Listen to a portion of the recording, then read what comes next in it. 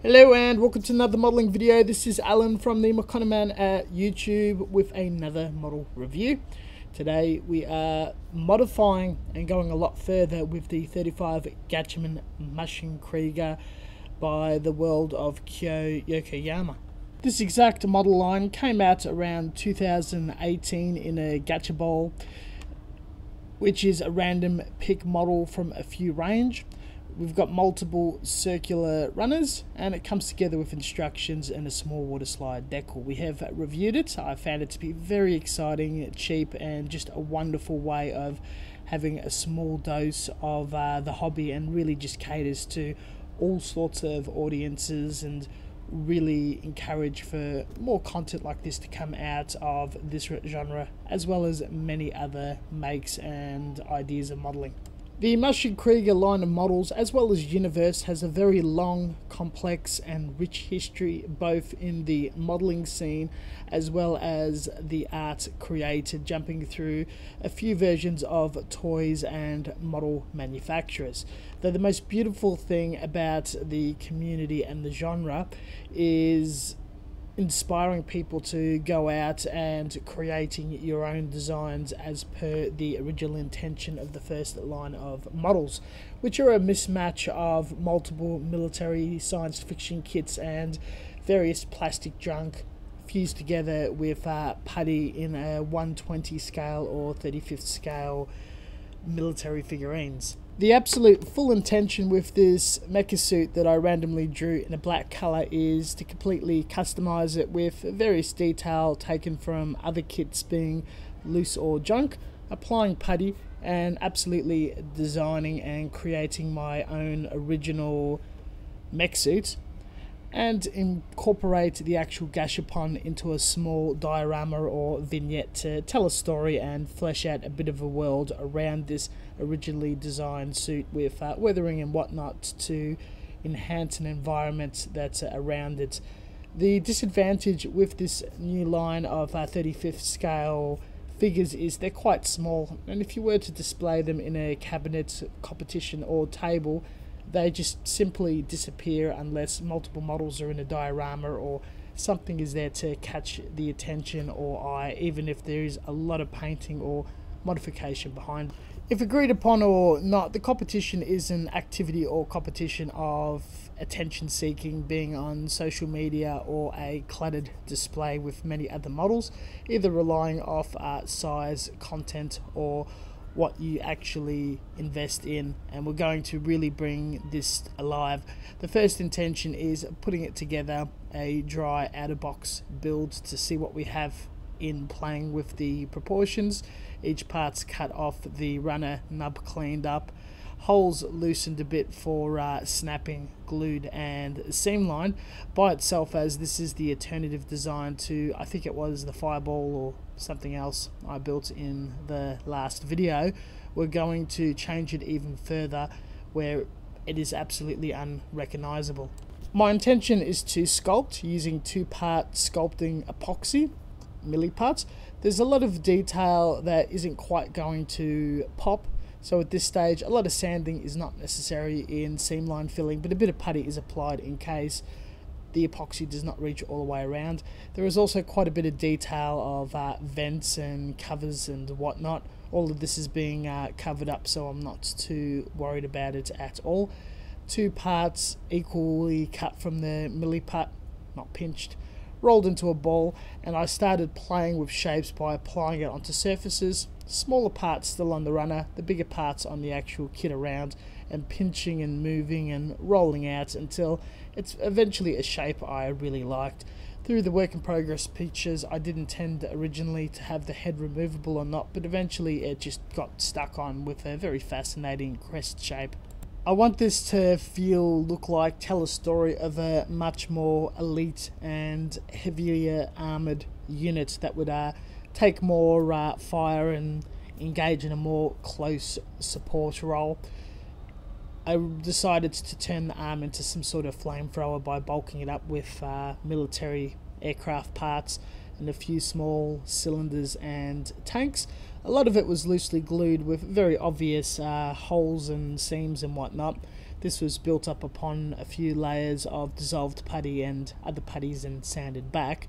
The bulking out of the sculpting putty was a lot of fun and not as hard. It is important to get some sort of semblance of symmetrical shapes, though later on it can be sanded to the point where it is equal. Any cuts, holes, scrapes, scratches can be filled in with dissolved putty or other products. Getting into the diorama montage of the video, this was a lot of fun, where I wanted a very obvious rocky faced trench, sort of like a World War I aesthetic of the Eastern Front, and this was easy as cutting open the gashapon ball, utilising the base to have it freestanding, and buying balsa wood and chopping it up and gluing it together with PVA glue to get a shape that I liked, and built it up with every session after every day of drying. A lot of the holes in the shape was eventually filled out with sculpting putty, and a styrene platform for walking built upon that.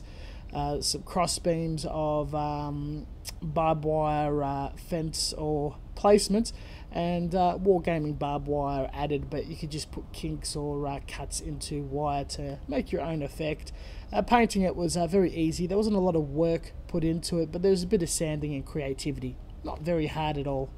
The painting side of the diorama was all done with washes and freehand airbrushing. No serious attention to detail or difficulty applied. It was just playful spraying. Probably did a few too many coats where I didn't like certain areas and could have been more precise. Built it up with various different washes and clear coats in between, finishing it off with a bit of hand painting and flock. It jumps out very, very nicely. Quite happy with it. It's a bit different, and definitely tells a story to the viewing audience that this is the gashapon version of the model, and its packaging is reincorporated into the diorama. A fun concept. Getting back to the model, the sides of the main hull and the arms were built up with scrap parts that looked very interesting from the inner detail of a Model Collect 72nd tank, and everything was smoothed out with a few layers of dissolved putty and sanded back. Once each part was modified to a reasonable level of detail that I enjoyed and found acceptable, everything was mounted on pegs and sprayed with Tamiya primer to look for any imperfections. And oh boy, with sculpting and sanding and scratch building, there was quite a bit. There's a few sessions, which did take a while over a period of months of filling, sanding, and letting it to sit for a while until I felt I needed to return to it and decide to do something with it in the way of more filling and sanding. It did get to a stage as more parts got finished, put aside, that I did a big blitz and had it at an acceptable standard. I wanted to also be very playful with the painting, but the scheme did not pop out exactly how I wanted it. I had a few pinstripes around the codpiece arms and had the shoulders yellow with some other stripes and an insignia on it. The colours clashed and was overall not too happy, so did further shading. Other bits were painted in a rust colour with upbeat shades of grey and white applied over it, and chipped, weathered and weathered to a point. Multiple layers of each part were washed and pigmented with a bit of rust and a lot of heavy snow until I was quite happy. Each part has been painted with various different colours, but the build-up of weathering makes it all come together, though at a closer look you can tell that there is definitely some wear and tear and mismatch with each component, as well as heavy build-up of soot around one side and the flame thrower.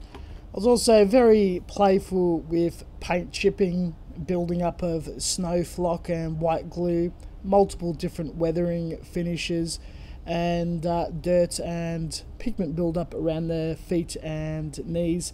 Liquid smoke at various stages were painted wherever there's heavy shadow build-up. It's not like casting, it's more of a painting effect where you got various different light sources in the room, and a gem added as a camera, as there just wasn't any defining feature that showed the front or where the pilot was looking from the inside outside. In the end, with the build-up of the flock and various layers of finish of washes and pigments, it started to symbolize something that I started really enjoying and appreciating. it was a look that would be acceptable to the diorama and what I wanted to check. Once stuck all together, we have a complete finished model that's fairly tall for something as small as 35th and impactful in a full story, colour scheme and whatnot. The mech suit probably does blend in a little too much with the snow and diorama. You want it to pop in, but it definitely states that it is camouflaged.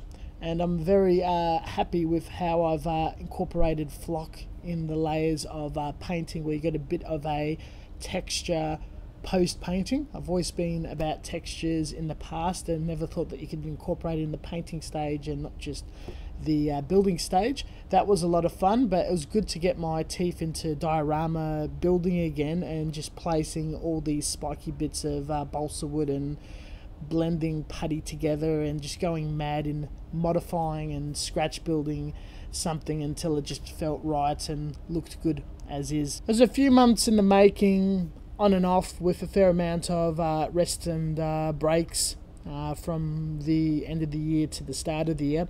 Very happy how it popped out. You'll see a picture comparing my first out-of-box attempt to this scratch build version, and the shape just really does it for me, and it sort of looks more like one of the 120 far more expensive kits, which unfortunately I can't afford to buy, build, modify and do crazy things. I feel too inclined to go full out of the box. Highly recommend these 35th scale kits. You can't go wrong if the project's not quite good. In Japan it's like, what, 500 yen. In the Western world, several $10, $12 at most. You can have multiple models on a diorama, buy a few swap parts. It's just too much fun. I cannot recommend it more to jump in and display something in the community that is scratch built, modified. All in all, thank you very much for watching. As always, until next time, stay tuned for more content. Had a lot of fun. Got another one in the works, so there'll be a few this year and maybe next year. Version 2 is out as we speak, so playing with that as well. Check out the description section for links and references. We also have links to our social media where pictures and updates, work in progresses and other interesting content is also posted. Have a look at the Australian Maschinen Krieger page, as well as the Yokoyama page, which has some amazing builders and top names there to have a look at some amazing work. Please contribute as well, and we'll catch you guys next time. See you later.